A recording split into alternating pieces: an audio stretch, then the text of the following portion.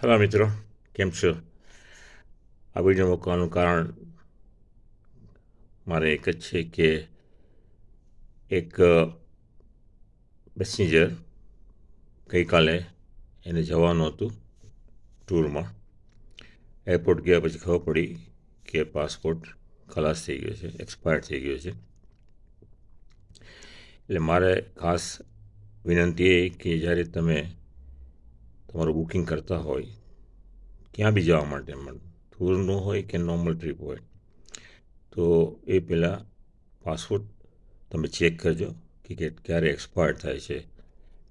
અને શક્ય હોય ને તો ધ્યાન રાખજો કે 6 મહિના મિનિમમ તમારી પાસપોર્ટની વેલિડિટી હોવી જોઈએ.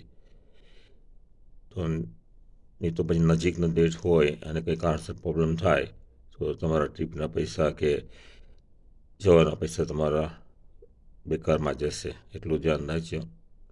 Thank you very much.